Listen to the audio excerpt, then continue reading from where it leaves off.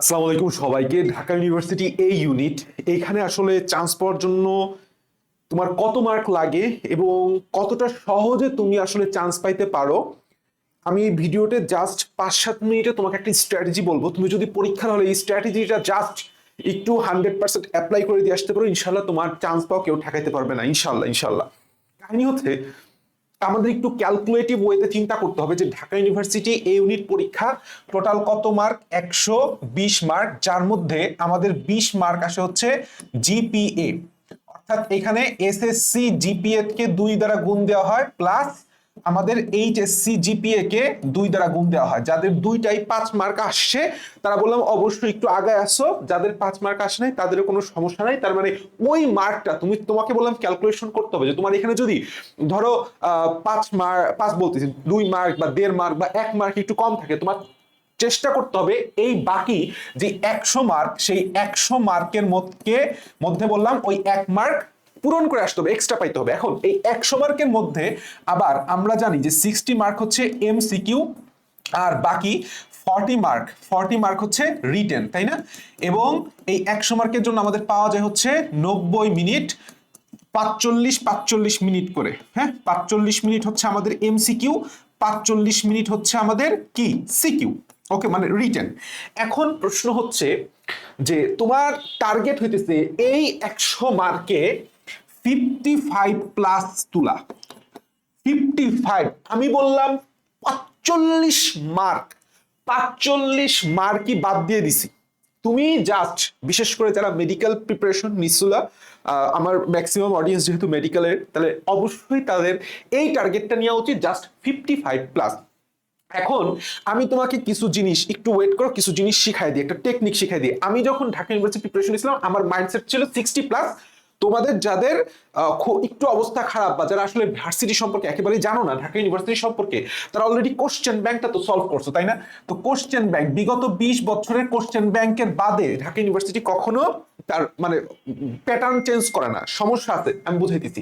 এখন তুমি ধরো 60 মার্কের এমসিকিউ, এখন 60 মার্কের এমসিকিউ তোমাকে মনে রাখতে হবে এমসিকিউতে পাস হচ্ছে আসলে 24-এ। হ্যাঁ, 24-এ হচ্ছে আমাদের পাস মার্ক, আর এই পাশে রিটেনে হচ্ছে 12.5 মার্ক বললাম আমাদের পাস। তার মানে অবশ্যই অবশ্যই তোমাকে 5 মার্ক তুলতেই হবে। ঢাকা ইউনিভার্সিটিতে এমনও হয়েছে যে 5 মার্ক না তোলার কারণে সিট ফাঁকা গেছে। অর্থাৎ ঢাকা ভার্সিটিতে অনেক ক্ষেত্রে বলা হয় যে 8%, 9%, 10% তোমার হচ্ছে চান্স পাইছে, বা পাস রেটই 10%। ঢাকা ইউনিভার্সিটি এই ইউনিটে কখনো সর্বোচ্চ 12% হয়েছে। পাস করলেই চান্স পাওয়া যায়, কথাটা এরকম। তো তোমার আসলে 24 মার্ক এমসিকিউতে 24-এ পাস, এইটা বললে চলবে না। তোমাকে টপ 1000-এ 10,000-এ থাকতে হবে, ঠিক আছে? টপ 10,000-এ থাকতে হবে, তাহলে সাধারণত আমাদের রিটেন খাতা দেখা হয়। এখন এইখানে কি হবে? টপ 10,000-এ থাকবা। দেখো, 15-15-15 করে 4-15-60। এখন তুমি যেহেতু মেডিকেল অ্যাসপিরেন্ট ছিলা, তোমার বায়োলজি বললাম খুব ভালো করে পড়া আছে। এক্সট্রা কিছু জিনিস তোমাকে পড়তে হবে, কোশ্চেন ব্যাংক অ্যানালিসিস করে তুমি বুঝতে পারছো, যেরকম বৈজ্ঞানিক নাম। হ্যাঁ, এইটা বললাম ঢাকা ইউনিভার্সিটিতে এমসিকিউতেও দেয়, আবার আমাদের রিটেনেও দেয়। খুবই খুবই গুরুত্বপূর্ণ। তুমি জাস্ট মেডিকেলের প্রিপারেশন দিয়ে দাগানো লাইন দিয়ে, আর মেডিকেলও তো ফুল সিলেবাস। ঢাকা ইউনিভার্সিটি টোটালটা বললাম শর্ট, টোটালটা মনে রাখবা শর্ট, অ্যারাউন্ড 90-95% শর্ট। বাকি হয়তো বা 2-1-3টা কোশ্চেন এক্সট্রা সিলেবাস থেকে করতে হয়, এটা তোমার জন্য ভালো, কারণ বায়োলজিতে তুমি এক্সট্রা সিলেবাস পড়ে আসছো। এখন তুমি জাস্ট শর্ট পড়ো। এখন বায়োলজিতে 15-র মধ্যে তুমি ধরো 12 কিংবা 13 পাইলা, ধরলাম 13 পাইতেই পারো। আচ্ছা, আমি 12ই ধরলাম, 12 পাইলা। কেমিস্ট্রিতে ধরো, কেমিস্ট্রি বললাম ঢাকা ইউনিভার্সিটি কোশ্চেনটা তুলনামূলক একটু সহজ হয়, মানে অন্যান্য জায়গা থেকে। কারণ কি, তাত্ত্বিক অংশ তুমি মেডিকেলে পড়ে আসছো, একটু কিছু ম্যাথ ওই কোশ্চেন ব্যাংক বারবার রিপিট হয়। ঢাকা ইউনিভার্সিটিতে বললাম কোশ্চেন ব্যাংকটা রিপিট হয়, অর্থাৎ টাইপ রিপিট হয়, একদম টাইপ রিপিট হয়, একদম হাতে ধরে আমি দেখাইতে পারবো যে প্রত্যেক বছর টাইপ রিপিট হয়। তাহলে তুমি ধরলাম পাইলাম হচ্ছে 11। এখন আসো ফিজিক্স, যার আসলে বায়োলজি, তোমার এখানে মাথায় রাখতে হবে যে আসলে ফোর্থ সাবজেক্ট কোনটা, আমি আসতেছি। এখন ফিজিক্স ধরো, সাধারণত ফিজিক্স অথবা আমার যেই ম্যাথ আছে এই যে কোনো একটা ফিজিক্স অথবা ম্যাথ আমাদের হার্ড করা হয়। এখন যদি ফিজিক্স হার্ড করা হয় তখন তুমি কি ফিজিক্স কম দাগাবা? খেয়াল করে আমাদের বললাম নেগেটিভ মার্ক আছে, আমাদের কি আছে নেগেটিভ মার্ক আছে, তাহলে যেই সাবজেক্টটা তোমাকে কঠিন লাগবে সেই সাবজেক্টটা তুমি কম দাগাবা। বুঝতে পারছো? এখন ধরো ফিজিক্সে তুমি পারলাই না, দাগাইলা হইতেছে 8টা বা 9টা, তো সে টু সে আমি ধরলাম 8টা কঠিন আর 7টা। এখন আইদার ফিজিক্স কঠিন করে ঢাকা ইউনিভার্সিটি, এটাই টেকনিক আমাদের, যখন প্যাটার্ন ব্রেক করে কখনো ঢাকা ইউনিভার্সিটি তখন আইদার ফিজিক্সে কঠিন প্রশ্ন করবে নাহলে ম্যাথে কঠিন প্রশ্ন করবে। এখন তোমরা যারা মেডিকেল অ্যাসপিরেন্ট ছিলা তোমাদের ম্যাথ বললাম উইক, অনেক উইক, কারণ এত মানে সূত্রই তুমি বলা যায় ভুলে গেছো। এখন তুমি সূত্র মুখস্থ করবা আবার ম্যাথ করবা। আর একটা সমস্যা আছে, এই ম্যাথে আমাদের অনেক টাইম লাগে।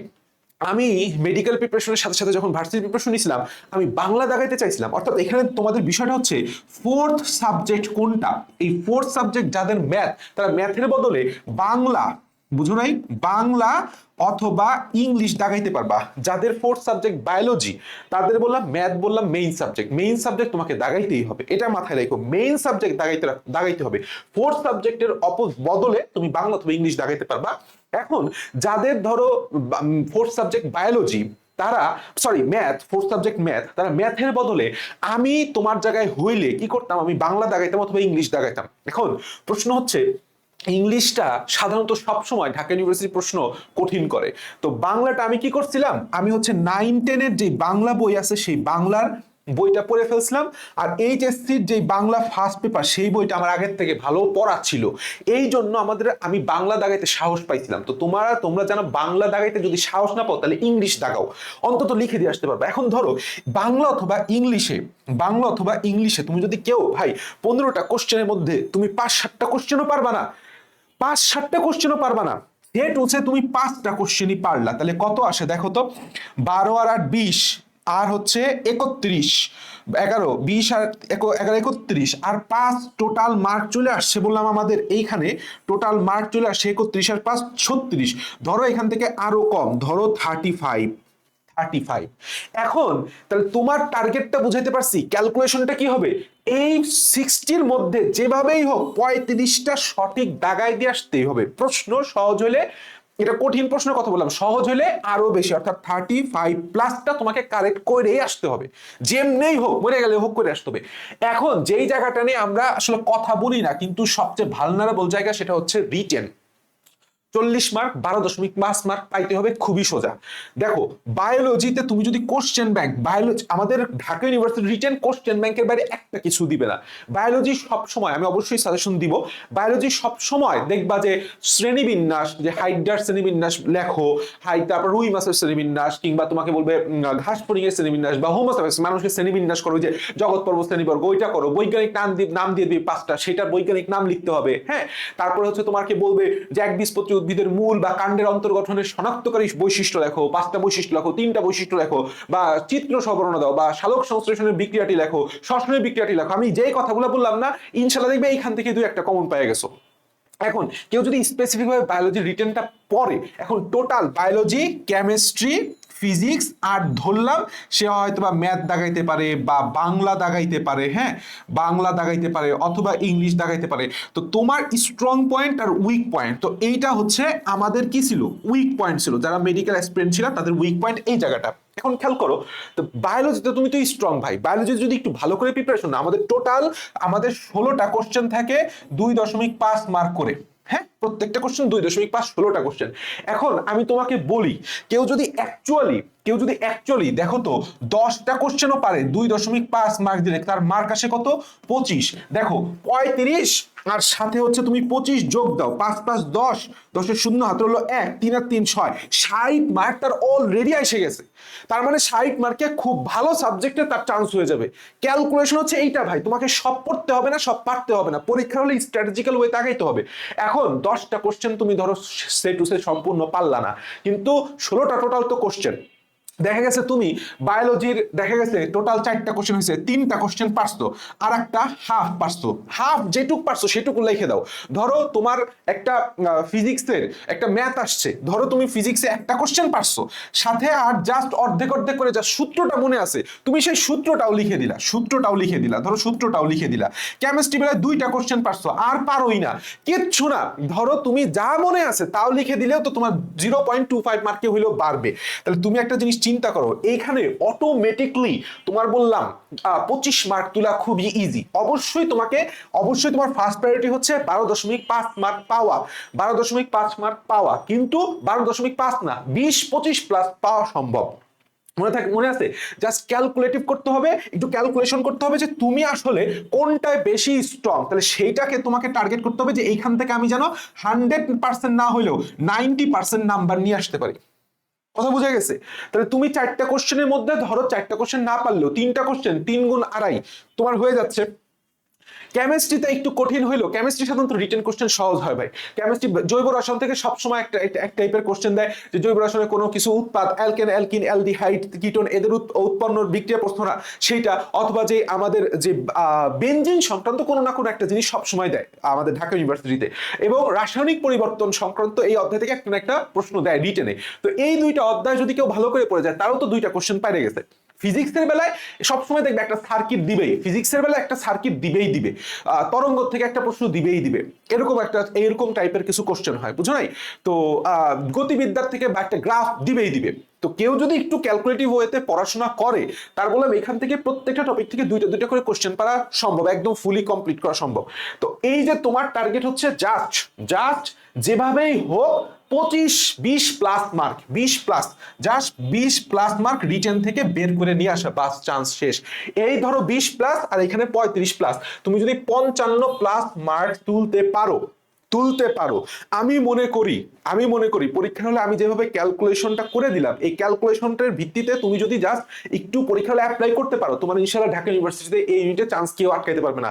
মাথায় রাখো, আমাদের টপ 10,000টা থাকতে হবে হইতেছে এমসিকিউতে, আর আর আমাদের অবশ্যই পাস মার্ক 20 প্লাস পাইতে হবে হচ্ছে রিটেনে।